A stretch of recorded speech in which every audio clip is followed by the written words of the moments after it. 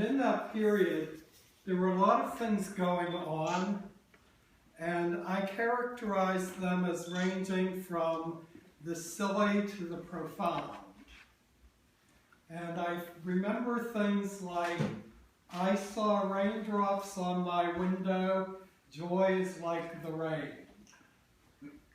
I thought of that one today because as we were driving here, I saw raindrops on my window, and I got to tell you, they were not bringing me joy. There were slogans, there was banners. And I've been in Episcopalian churches where they have banners. These are works of art.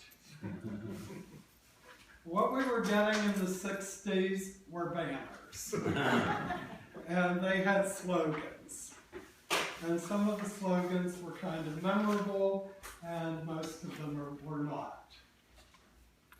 I thought of this oddly because as I was wondering, what am I going to say? And I have to preface this with the directions I was given.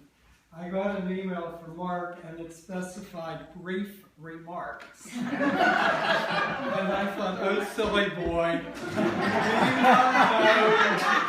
not know that brief is a relative term? So I took the remarks part to heart. But as I was thinking about what kind of remarks, for some strange reason, one of those slogans from the 60s came to my mind. And I remember seeing it in a second grade classroom on white paper rolled out and apparently painted with fingerprints, with pictures of flowers such as you can only get from second graders. And underneath it said, bloom where you are planted. And I was maybe 16 at the time, and I looked at that and I said, what the hell does that mean? Does that have any meaning at all that the flowers are cute? I thought of it, and for some reason that slogan stuck in my mind.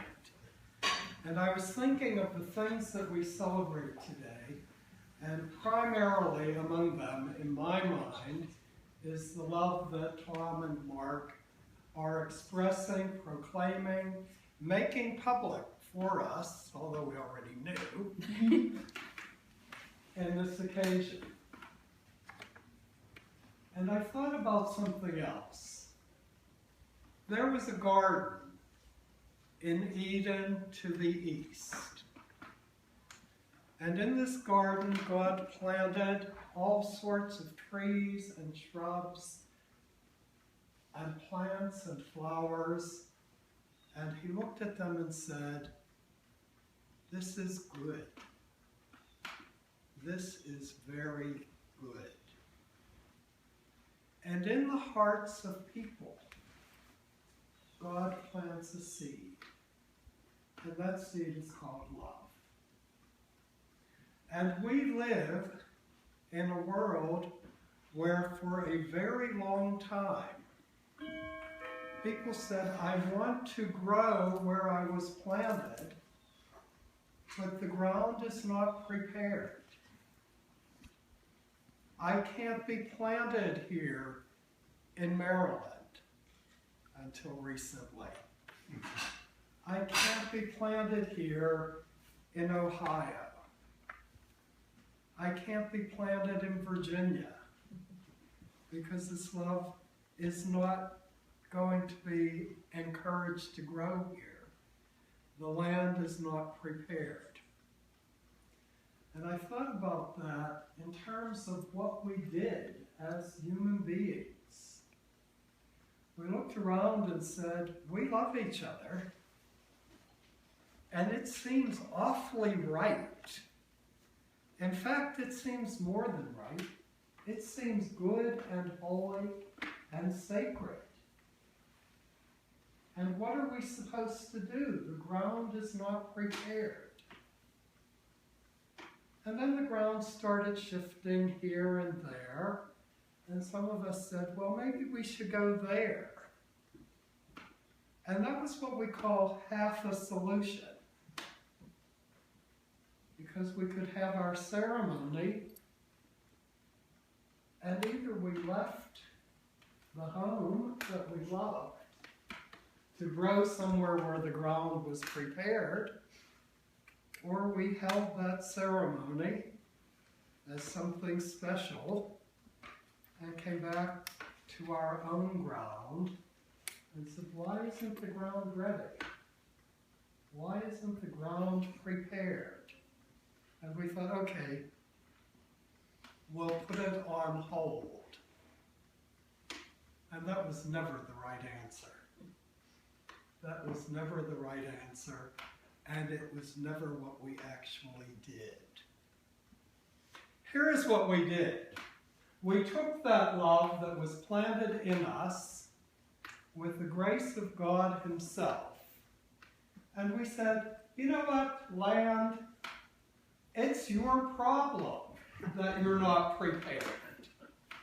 It's your problem that we can't take root here.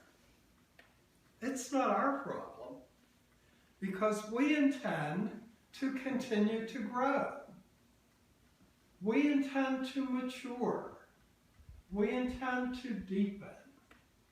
We intend to feel what we are called to feel and give what we were given to give.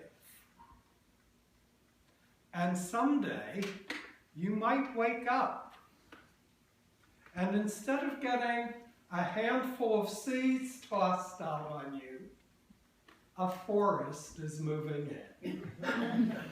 And the trees are fully grown, and they are strong, and they are wise. And most importantly, they are strong enough and wise enough to know that they can still become stronger and wiser. And that's what we're celebrating. We're not celebrating a new love that suddenly appeared and is being nurtured from a seed. We're celebrating the mature love that has had years to grow, that has already seen what winter can do and what spring can bring, what fall might take away, but what summer will enjoy. We are celebrating a love that has come to a moment where it can look out and around itself and say, here I am, and am I not beautiful? Am I not wonderful?